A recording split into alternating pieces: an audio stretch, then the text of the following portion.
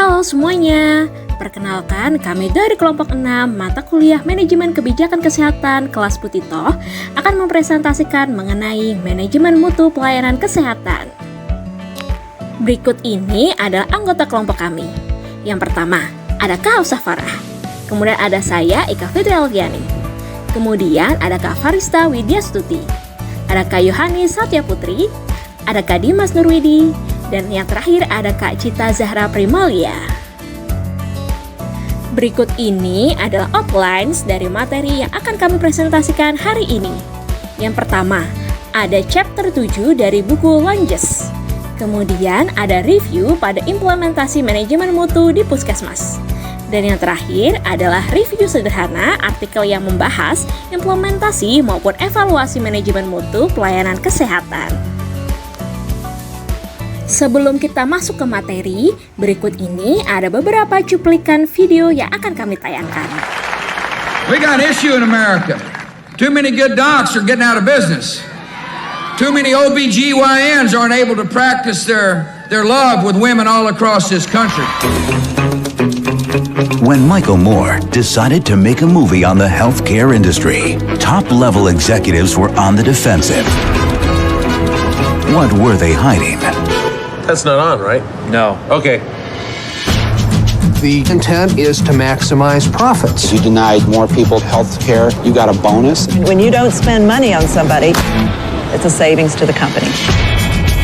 I want America to have the finest health care in the world. 4 healthcare lobbyists for every member of Congress. Here's what it costs to buy these men, and this woman, this guy, and this guy. And the United States slipped to 37 in healthcare around the world, just slightly ahead of Slovenia. I denied a man a necessary operation and thus caused his death. This secured my reputation and it ensured my continued advancement in the healthcare field. In the world's richest country, I work 3 jobs. You work 3 jobs. Yes. Uniquely American, isn't it? I mean, that is fantastic. laughter isn't the best medicine. I get a bill from my insurance company telling me that the ambulance ride wasn't pre-approved. I don't know when I was supposed to pre-approve it. After I gained consciousness in the car, before I got in the ambulance. It's the only medicine. There was actually one place on American soil that had free universal health care. Which way to Guantanamo Bay? Detainees representing a threat to our national security are given access to top-notch medical facilities. Permission to enter. I have 3 9/11 rescue workers. They just want some medical attention, the same kind that the evildoers are getting. Hello? Michael Moore's Sicko.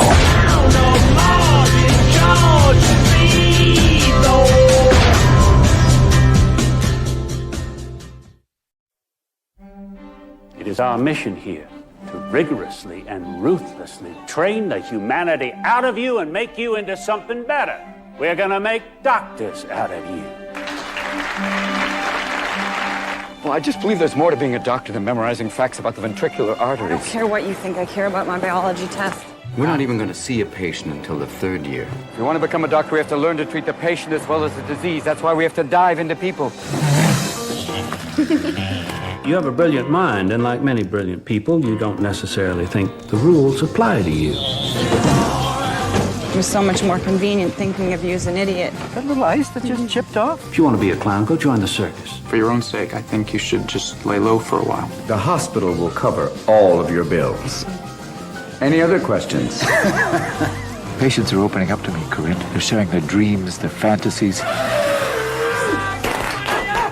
They don't concentrate on the pain. I'm warning you, stay out of this hospital. What if a doctor becomes emotionally involved with a patient? What is wrong with that? Patients don't need a friend, they need a doctor. My name is Dr. Phil. I'll be your surgeon. Oh, there you are. You are dismissed. Sir. From this school. They can't prevent me from graduating because of a personality clash, can they? Universal Pictures presents. You are not cut out to be a physician. Our job is improving the quality of life, not just delaying death. The true story of of a man who broke every rule. Why am I such a threat to you, sir? Because what you want is for us to get down there on the same level as our patients. And proved that laughter Donner, party of 50. Donner, party over here. truly is the best medicine. Clown salute. Robin Williams, You treat a disease, you win, you lose. You treat a person, I guarantee you'll win, no matter what the outcome. Patch Adams.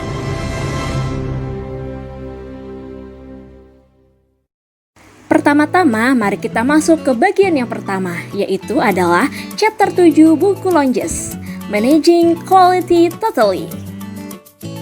Bayangkan sebuah dunia di mana setiap kali Anda memasuki fasilitas kesehatan, Anda diperlakukan tidak hanya sebagai pasien, tapi sebagai tamu terhormat, di mana setiap interaksi bukan hanya mengobati penyakit, tetapi meningkatkan kehidupan. Hari ini kita akan menjelajahi sebuah visi-visi di mana kualitas dan kepuasan menjadi pusat dari setiap layanan kesehatan. Tapi sebelum kita bermimpi tentang ideal tersebut, mari kita hadapi kenyataan. Menurut Institut Kedokteran, pada tingkat terbaiknya, perawatan kesehatan di Amerika Serikat sangat luar biasa. Sayangnya, seringkali tidak pada tingkat terbaiknya. Masalah kualitas dalam layanan kesehatan serius dan luas, terjadi di semua sistem penyampaian dan mekanisme pembiayaan. Ini bukan hanya statistik, ini adalah nyawa manusia yang fungsinya berkurang dan sumber dayanya yang terbuang. Dalam presentasi ini, kita akan menyelami bagaimana kita sebagai pemimpin dalam manajemen kesehatan dapat membangun kerangka kerja kualitas total yang tidak hanya memenuhi, tetapi melampaui harapan pasien dan standar industri. Kita akan membahas 3 komponen kunci. Yang pertama adalah fokus pada pasien, yang kedua komitmen terhadap peningkatan berkelanjutan, dan yang terakhir adalah kekuatan kerja tim. Selanjutnya adalah definisi kualitas dalam layanan kesehatan. Menurut Institute of Medicine, kualitas dalam layanan kesehatan adalah derajat di mana layanan kesehatan untuk individu dan populasi meningkatkan kemungkinan hasil kesehatan yang diinginkan dan konsisten dengan pengetahuan profesional saat ini. Sedangkan menurut Donna Bedian pada tahun 1980 mendefinisikan kualitas pelayanan kesehatan dengan pendekatan yang komprehensif yang mencakup struktur, proses, dan outcome. Struktur seperti karakteristik pelayanan yang relatif stabil yang dimiliki oleh penyedia fasilitas pelayanan kesehatan seperti perlengkapan, SDM, dana, obat, fasilitas, peralatan, bahan, teknologi, organisasi, dan informasi. Sedangkan untuk proses yaitu interaksi profesional antara pemberi layanan dengan konsumen, yaitu pasien ataupun masyarakat. Dan untuk yang terakhir adalah outcome, yaitu kepuasan dan peningkatan status kesehatan pasien. James and Savitz pada tahun 2011 menggambarkan 2 komponen kualitas layanan kesehatan. Yang pertama adalah kualitas konten dan yang kedua adalah kualitas pengiriman dan layanan. Kualitas konten berarti keahlian klinis dan aspek teknis penyediaan layanan kesehatan. Kualitas pengiriman dan layanan berarti aspek interpersonal pelayanan layanan, seperti empati dan komunikasi, dan seberapa baik kebutuhan dan harapan pasien maupun pelanggan dipenuhi dalam hal-hal seperti kenyamanan dan ketepatan waktu. Bagi manajer program kesehatan, kedua komponen kualitas ini relevan dan harus ditangani. Selanjutnya, kita akan membahas pendekatan Total Quality atau TQ. Bagaimana pendekatan sistematis ini mengarahkan manajemen kualitas melalui 3 prinsip utama yang akan kita jelajahi lebih dalam. Yang pertama, fokus pada pasien atau pelanggan menuntut kita untuk benar-benar memahami dan mengakomodasi kebutuhan serta keinginan mereka. Bukan hanya menyetujui semua permintaan mereka, tetapi melibatkan mereka dalam diskusi mendalam tentang perawatan yang mereka terima. Yang kedua, komitmen terhadap peningkatan berkelanjutan. Berarti secara aktif mencari cara untuk memperbaiki proses layanan kita. Di Amerika, ini telah menunjukkan variasi kinerja yang signifikan, mendorong kita untuk terus berupaya mencapai keunggulan. Dan yang ketiga, kerja tim adalah sebuah kunci dalam pendekatan TQ ini. Melalui kolaborasi yang efektif antara tim, kita dapat memastikan bahwa layanan kesehatan yang kita berikan tidak hanya berkualitas tinggi, tetapi juga konsisten dan efisien. Untuk mengimplementasikan fokus pada pasien yang efektif, penting bagi kita untuk secara cermat mengidentifikasi dan memahami kebutuhan serta keinginan mereka. Ini melibatkan tidak hanya memberikan layanan, tetapi juga berpartisipasi dalam diskusi yang bermakna untuk memastikan bahwa layanan yang kita berikan benar-benar memenuhi kebutuhan mereka dan meningkatkan kepuasan mereka. Dalam bagian ini, kita akan membahas tentang peningkatan berkelanjutan, yang merupakan kunci untuk memenuhi dan melampaui harapan pasien dalam layanan kesehatan. Ini melibatkan perencanaan dan pelaksanaan perubahan berkelanjutan yang terstruktur. Kita akan mengeksplorasi metodologi CI seperti Six Sigma dan TPS yang mempromosikan perbaikan proses yang terukur, serta model Focus PDCA yang merupakan fondasi dari semua usaha CI yang komprehensif. CI adalah komponen inti dari pendekatan TQ. Continuous Improvement atau CI ini merupakan proses organisasi terstruktur untuk melibatkan personel dalam perencanaan dan pelaksanaan serangkaian perbaikan berkelanjutan untuk menyediakan layanan kesehatan berkualitas yang memenuhi atau melampaui harapan. Tujuan perbaikan berkelanjutan ini antara lain senantiasa memberikan pelayanan kesehatan yang efektif kepada pihak-pihak yang membutuhkan, kemudian selalu menghindari pemberian pelayanan kesehatan yang tidak efektif, dan yang terakhir adalah menghilangkan segala permasalahan dalam pelayanan kesehatan yang dapat dicegah. Kemudian selanjutnya adalah Six Sigma. Sigma adalah istilah dalam statistik yang merujuk pada standar deviasi dan dalam konteks continuous improvement digunakan untuk menilai seberapa jauh suatu proses dari tingkat kesempurnaan. Pendekatan Six Sigma didorong oleh data dan mengandalkan analisis statistik yang mendalam. Langkah pertama adalah identifikasi proses penting yang memerlukan peningkatan kinerja. Langkah kedua adalah kuantifikasi kinerja saat ini melalui pengukuran dan analisis statistik dan jadikan sebagai baseline. Langkah ketiga yaitu mempertimbangkan perubahan yang mungkin untuk memperbaiki proses. Langkah keempat, implementasikan perubahan pada basis percobaan. Langkah kelima, pantau dan nilai pengalaman implementasi. Langkah keenam, terapkan perubahan yang berhasil dan buatlah menjadi permanen.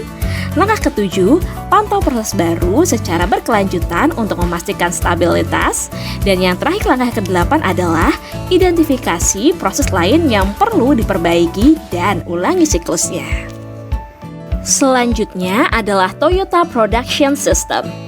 Toyota Production System merupakan cara memproduksi kendaraan yang sering disebut sebagai sistem Lean Manufacturing atau Just in Time yang kini telah dikenal dan dipelajari di seluruh dunia. Just in Time meningkatkan produktivitas. Toyota membuat apa yang dibutuhkan, kapan dibutuhkan, dan dalam jumlah yang dibutuhkan. Toyota menghasilkan produk berkualitas secara efisien dengan menghilangkan limbah yang dihasilkan pada proses produksi, inkonsistensi, dan hal-hal yang tidak dibutuhkan. Untuk memenuhi pesanan dari pelanggan secara cepat, kami membuat kendaraan secara efisien dalam waktu sesingkat mungkin dengan mematuhi hal-hal sebagai berikut. Yang pertama, ketika pesanan kendaraan diterima, permintaan produksi harus diberikan ke jalur produksi kendaraan sesegera mungkin. Langkah kedua, jalur perakitan harus diisi sesuai dengan keperluan sehingga segala jenis permintaan kendaraan dari pelanggan dapat segera dirakit. Langkah ketiga adalah jalur perakitan harus mengganti suku cadang yang digunakan dengan mengambil komponen dari proses produksi suku cadang dari proses sebelumnya. Kemudian langkah keempat adalah proses sebelumnya harus diisi dengan suku cadang dalam jumlah kecil dan hanya menghasilkan jumlah suku cadang yang diambil oleh operator pada proses selanjutnya. Selanjutnya adalah model Focus PDCA. Model Focus PDCA membimbing kita melalui proses yang terstruktur dalam mengidentifikasi dan memperbaiki proses.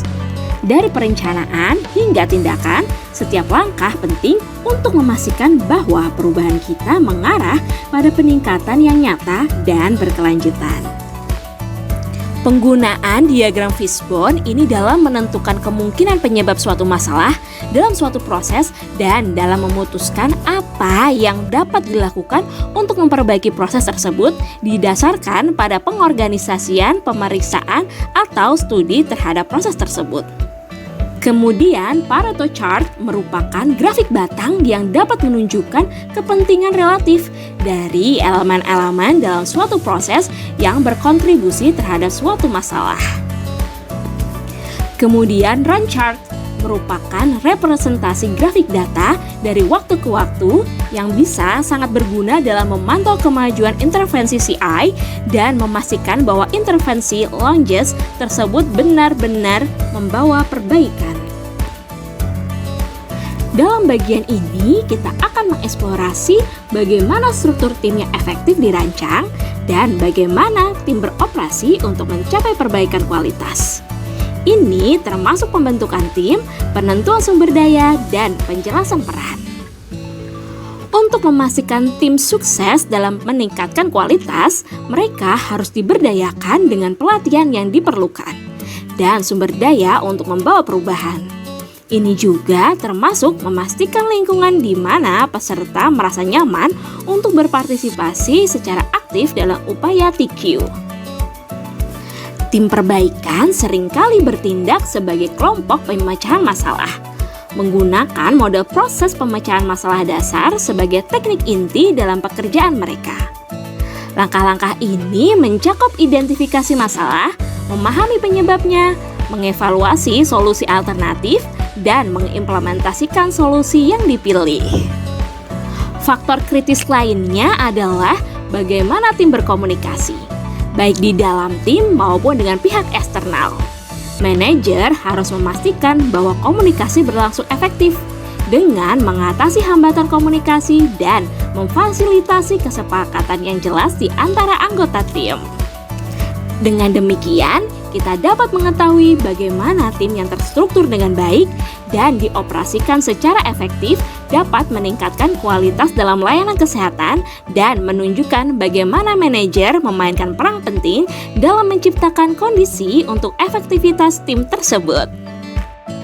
Peraturan terkait mutu layanan kesehatan Indonesia terdapat dalam Peraturan Menteri Kesehatan Republik Indonesia Nomor 30 Tahun 2022 tentang Indikator Nasional Mutu Pelayanan Kesehatan Tempat Praktik Mandiri Dokter dan Dokter Gigi, Klinik, Pusat Kesehatan Masyarakat, Rumah Sakit, Laboratorium Kesehatan, dan Unit Transfusi Darah. Kemudian terdapat dalam Peraturan Menteri Kesehatan Republik Indonesia Nomor 6 Tahun 2024 tentang Standar Teknis Pemenuhan Standar Pelayanan Minimal Kesehatan. Selanjutnya, kita akan membahas mengenai review implementasi manajemen mutu di Puskesmas. Kelompok kami mengambil contoh pada mutu layanan UPT Puskesmas Tanjung Binga, Kabupaten Belitung. UPT Puskesmas Tanjung Bina merupakan puskesmas kategori pedesaan dengan rawat inap yang beralamat di Jalan Tanjung Kelayang, Desa Tanjung Binga, Kecamatan Sijuk, Kabupaten Belitung, Kepulauan Bangka Belitung. Luas wilayah kerja puskesmas sebesar 68.318 km persegi. Terdiri dari 5 desa, yaitu Desa Batu Hitam, Desa Terong, Desa Tanjung Binga, Desa Keciput, dan Desa Tanjung Tinggi. Pelayanan yang diberikan oleh puskesmas sesuai dengan Peraturan Menteri Kesehatan Nomor 43 Tahun 2019 tentang puskesmas, yaitu UKP yang terdiri dari rawat inap dan rawat jalan, dan UKM sesuai dengan SPM bidang kesehatan. Mutu layanan di puskesmas diawali dengan pendekatan struktur secara SDM, di mana dapat terlihat pada tabel dalam rencana kebutuhan pegawai. masih adanya kekurangan pada setiap jabatan tenaga kesehatan maupun administrasi. Perhitungan SDM ini sudah mengacu kepada standar minimal 9 jenis nakes di puskesmas untuk rawat inap.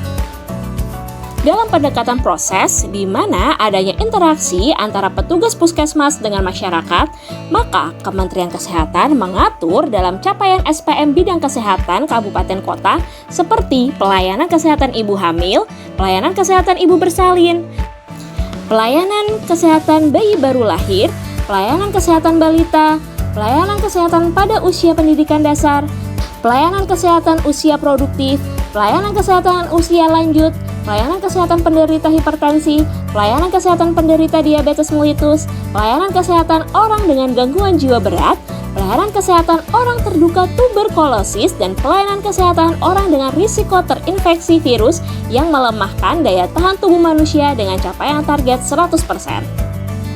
Dalam rangka peningkatan pencapaian SPM di UPT Puskesmas Tanjung Binga, upaya yang dilakukan Puskesmas adalah 1. Identifikasi masalah. Dalam hal ini, Puskesmas menggunakan analisa Fishbone. Yang kedua, melakukan analisa USG untuk menentukan prioritas masalah. Yang ketiga, merencanakan tindak lanjut untuk perbaikan kinerja program dengan program inovasi Peluk Mesra. Yang keempat adalah pemecahan masalah, dibahas dalam rapat kerja dan disosialisasikan melalui Lokakarya Mini bulanan Puskesmas dan Lokakarya Triwulan lintas sektor. Yang kelima, monitoring dilakukan setiap bulan oleh Ketua Program UKM dan Kepala Puskesmas. Usaha ini dilakukan secara terus-menerus untuk pencapaian target SPM dan dilakukan evaluasi untuk SPM yang tidak tercapai. Sesuai dengan teori A Total Quality Approach to Managing Quality, UPT Puskesmas Tanjung Binga dalam peningkatan mutu pelayanan kesehatan memiliki inovasi untuk lebih mendekatkan pelayanan ke masyarakat dengan mendatangi langsung masyarakat untuk diperiksa kesehatannya sebagai bentuk upaya pencegahan penyakit dan fokus kepada kebutuhan masyarakat akan pelayanan kesehatan yang terjangkau sehingga capaian SPM dapat terpenuhi. Mari kita lihat video sebagai berikut. Baik kawan-kawan, hari ini kita akan melaksanakan inovasi Peluk Mesra Simki ke Desa Tanjung Tinggi. Peluk Mesra Simki adalah salah satu program inovasi yang dikembangkan UPT Puskesmas Tanjung Binga, yaitu pelayanan upaya kesehatan masyarakat serentak oleh keluarga Simpor Laki. Peluk Mesra Simki, sehat bersama Simpor Laki. Go, go, go! Selama masa pandemi, sistem kesehatan dihadapkan pada menjaga keseimbangan antara pemenuhan kebutuhan penanganan pandemi dan pemenuhan pelayanan kesehatan esensial. Keseimbangan ini wajib dijaga agar tidak terjadi peningkatan kasus penyakit lain setelah pandemi COVID-19 usai. Dengan dukungan dari pemerintah desa setempat dan berbagai lintas sektor terkait, kami mencoba memenuhi kebutuhan pelayanan kesehatan di masyarakat.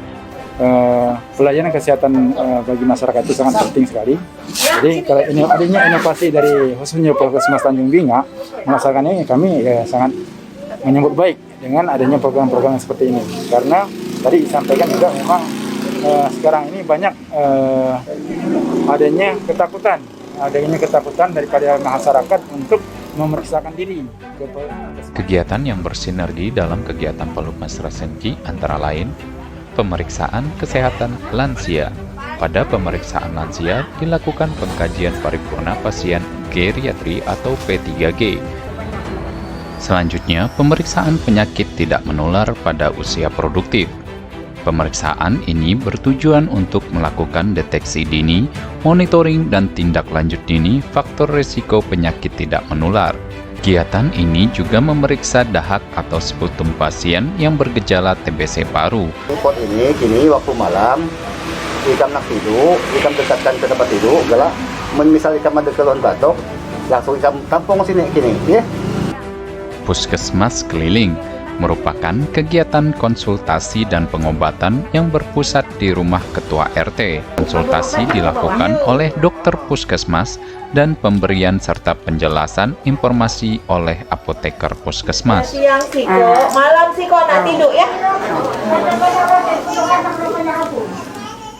Kegiatan ini juga memberikan pelayanan IVA, yaitu metode pemeriksaan kanker serviks atau mulut rahim melalui inspeksi visual dengan asam asetat. Jadi tidak ada lesi Bu ya, hasilnya negatif, bagus, sehat, dijaga terus ya. Dilanjutkan dengan pemberian informasi tentang cara menjaga kebersihan organ intim. Program Peluk Mesra juga meliputi kunjungan rumah pemantauan tumbuh kembang bayi dan balita. Pemeriksaan yang dilakukan meliputi pemeriksaan tumbuh kembang bayi dan balita, konsultasi masalah gizi dan kesehatan anak, pemeriksaan kesehatan lingkungan rumah, dan konsultasi oleh dokter. Di saat yang bersamaan, petugas promosi kesehatan melakukan penyuluhan keliling dan penempelan poster kesehatan di tempat-tempat umum.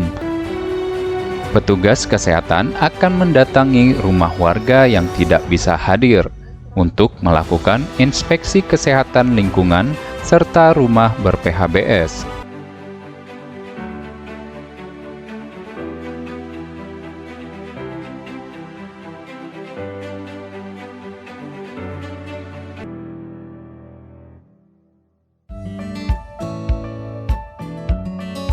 Capaian target SPM tahun 2020 tidak mencapai 100%. Hal ini dikarenakan masa pandemi COVID-19 sehingga program UKM tidak berjalan dengan seutuhnya. Dan dengan kerjasama seluruh tim, di tahun 2023 sudah ada perbaikan dalam pemenuhan capaian SPM. Walaupun masih belum mencapai target dan masih perlu adanya evaluasi di setiap program UKM. Ditambah adanya pemerintah memberikan insentif UKM melalui DAK non-fisik untuk pemenuhan program UKM di Puskesmas yang diharapkan agar dapat menambah semangat kinerja nakes dan pemenuhan SPM. Sesuai dengan Permenkes 30 tahun 2022 tentang indikator mutu nasional, UPT Puskesmas Tanjung Binga melakukan pemenuhan indikator seperti kepatuhan kebersihan tangan dan penggunaan alat pelindung diri, serta identifikasi pasien hasil dilakukan oleh tim PPI Puskesmas dan capaian kepatuhan sebesar 94,74%. Keberhasilan pengobatan tuberkulosis, semua kasus sensitif obat dengan capaian 100%. Selanjutnya, ibu hamil yang mendapatkan pelayanan antenatal care sesuai standar. Capaian Puskesmas sebesar 79,97%. Hal ini masih dinilai masih kurang untuk capaian, sehingga ke depannya perlu dilakukan evaluasi kembali. Kemudian untuk survei kepuasan masyarakat, Puskesmas melakukan penilaian setiap tahunnya, dan pada tahun 2023 mendapatkan nilai sebesar 85,57 dengan predikat baik. Usaha perbaikan mutu ini tetap berjalan secara terus-menerus, yang diharapkan dapat meningkatkan derajat kesehatan masyarakat. Selanjutnya, kita akan masuk ke bagian review artikel. Artikel pertama berjudul Evaluating the Effectiveness of Implementing Quality Management Practice in the Medical Industry, yang ditulis oleh Xu Mingyeh dan HPLI. Tujuan penelitian ini adalah membahas efektivitas 30 praktik manajemen mutu dalam industri medis menggunakan matriks evaluasi kinerja berbentuk V untuk mengidentifikasi 10 praktik teratas yang penting namun tidak mudah digunakan atau diterapkan. Kuesioner dirancang berdasarkan hasil review literatur dan disebar kepada para perawat dan administrator di rumah sakit melalui email dan surat. Sebanyak 250 kuesioner disebar dan 246 telah diisi dengan rincian 217 sah dan 29 tidak sah, menghasilkan tingkat pengambilan sebesar 86%. Dari hasil analisis matriks, dua faktor teratas menunjukkan bahwa keterlibatan manajemen puncak cukup mewakili tekad rumah sakit untuk menerapkan manajemen mutu bagi seluruh anggotanya. Sehubungan dengan urusan antar departemen, staf di berbagai tingkatan merupakan sumber daya organisasi yang paling berharga dan komunikasi antar departemen yang tidak baik dapat mengakibatkan proses yang terlalu rumit dan semakin membuang-buang sumber daya. Komunikasi dan koordinasi yang baik dapat memungkinkan organisasi memperoleh manfaat yang maksimal. Kesimpulan dari artikel ini adalah terdapat hal-hal yang perlu ditingkatkan, antara lain keterlibatan top manajemen, koordinasi antar departemen, kerja tim, partisipasi seluruh rumah sakit, pendidikan dan pelatihan, profesionalisme, konsultan, audit internal berkelanjutan, proses terkomputerisasi, dan kompensasi insentif. Ketika memulai penerapan praktik manajemen mutu, seluruh staf rumah sakit harus dilibatkan dalam proses tersebut. Persatuan anggota sangat penting, karena hal ini meningkatkan kesadaran kualitas dan secara positif membantu dalam membangun sistem manajemen dan perbaikan berkelanjutan. Artikel kedua berjudul Implementasi Sistem Manajemen Mutu Pelayanan Keperawatan melalui Kepemimpinan Mutu Kepala Ruangan, yang ditulis oleh Ana Pratiwi dan kawan-kawan. Tujuan penelitian ini adalah untuk mengetahui pengaruh kepemimpinan mutu kepala ruangan terhadap implementasi sistem manajemen mutu pelayanan keperawatan di rumah sakit. Metode penelitian yang digunakan adalah cross-seksional dengan kuesioner yang terdiri atas 20 pertanyaan dengan skala Likert. Dari hasil penelitian dari artikel ini adalah dari 8 ruangan keperawatan, hasil kepemimpinan mutu kepala ruangan yang baik ada di 4 ruangan sebesar 50% dan implementasi sistem manajemen mutu pelayanan keperawatan yang baik ada di 5 ruangan sebesar 62,5%. Hasil analisis uji regresi linier sederhana didapatkan hasil signifikan dengan p-value 0,024. Maka hasil kesimpulannya adalah ada pengaruh kepemimpinan mutu kepala ruangan terhadap implementasi sistem manajemen mutu pelayanan keperawatan di rumah sakit. Adanya pengaruh juga dapat dilihat dari 3 indikator kepemimpinan mutu yang digunakan, yaitu perencanaan mutu, pengendalian mutu dan peningkatan mutu, sedangkan implementasi sistem manajemen mutu dapat dilihat dari 4 indikator yang digunakan, yaitu perencanaan atau plan, pelaksanaan atau do, pemeriksaan atau check, dan perbaikan atau action. Hal ini sesuai dengan yang dikemukakan oleh Desi Deborah Grace Pangamean dan Tarore pada tahun 2013 yang menyatakan bahwa faktor yang dapat mempengaruhi efektivitas penerapan sistem manajemen mutu yaitu kepemimpinan mutu, kesadaran mutu, sumber daya manusia, komitmen manajemen, tanggung jawab manajemen, iklim kerja, evaluasi berkesinambungan, dan budaya organisasi. Yang berikutnya adalah review artikel ketiga. Artikel ini membahas tentang bagaimana implementasi manajemen mutu mempengaruhi kualitas pelayanan internal, kepercayaan terhadap manajemen, dan dampaknya terhadap kepuasan kerja tenaga kesehatan di puskesmas.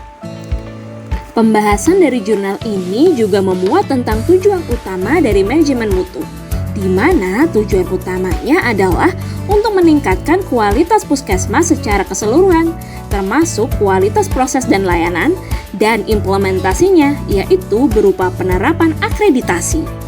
Berdasarkan hasil penelitian pada artikel ini didapatkan bahwa implementasi manajemen mutu melalui akreditasi akan meningkatkan kualitas pelayanan internal dan kepuasan kerja pegawai. Dengan meningkatnya kualitas pelayanan, secara tidak langsung akan berpengaruh positif terhadap tingkat kepuasan dan kepercayaan pelanggan terhadap puskesmas tersebut. Selain itu, akreditasi juga memiliki dampak positif, seperti adanya peningkatan perubahan perilaku, infrastruktur fisik, serta peningkatan kompetensi dan kepuasan kerja pegawai di puskesmas. Artikel selanjutnya mengenai TQM Implementation for the Healthcare Sector, the relevance of leadership and possible causes of lack leadership. Tujuan dari penelitian ini yaitu untuk memperluas diskusi tentang Total Quality Management atau TQM pada sektor pelayanan kesehatan dan apakah kepemimpinan dapat mempengaruhi implementasinya. Pembahasan dalam artikel ini menyebutkan bahwa dalam implementasinya, Total Quality Management memerlukan kepemimpinan visioner yang memiliki kemampuan manajemen untuk menetapkan, mempraktikkan, menekankan pembangunan dan upaya tim, serta memimpin visi jangka panjang organisasi yang didorong oleh perubahan kebutuhan pelanggan. Sehingga dengan demikian, Total Quality Management akan berhasil diimplementasikan. Selain itu, di dalam artikel ini juga disebutkan 3 kategori penyebab kegagalan dalam implementasi Total Quality Management. Dan kategori tersebut yang pertama adalah kurangnya kepemimpinan visioner, yang dikarenakan kurangnya keterlibatan dan komitmen manajemen dari pemimpin organisasi pelayanan kesehatan. Yang kedua yaitu adanya konflik antar penanggung jawab masing-masing departemen layanan di organisasi pelayanan kesehatan yang besar seperti rumah sakit. Dan yang ketiga yaitu adanya kepemimpinan politik di organisasi pelayanan kesehatan tersebut. Artikel yang terakhir berjudul Quality of Care and Patient Safety at Healthcare Institution in Oman. Quantitative Study of the Perspective of Patients and Healthcare Professionals. Penelitian ini bertujuan untuk mengkaji pandangan pasien dan profesional kesehatan tentang kualitas perawatan secara menyeluruh dan standar keselamatan pasien di 2 rumah sakit di Oman dan karakteristik demografis yang berhubungan dengan kualitas perawatan secara menyeluruh serta keselamatan pasien. Penelitian ini diikuti oleh 367 pasien dan 140 profesional kesehatan yang terdiri dari perawat dan dokter yang berpartisipasi dalam penelitian ini. Dari penelitian ini didapatkan hasil variabel rumah sakit berhubungan dengan kualitas perawatan secara keseluruhan dan keselamatan pasien di kalangan profesional kesehatan. Selain itu, ditemukan juga hubungan antara area admission atau area kerja dan pandangan peserta penelitian tentang kualitas perawatan. Dari penelitian ini didapatkan bahwa pasien dan healthcare profesional memberikan penilaian yang sangat baik terhadap kualitas perawatan dan keselamatan pasien. Hal ini menunjukkan pengakuan pasien terhadap layanan kesehatan dari para healthcare profesional yang meningkatkan kepuasan dan kepercayaan mereka. Healthcare profesional juga memberikan penilaian tinggi. Hal ini mencerminkan keyakinan mereka sebagai profesional yang terampil.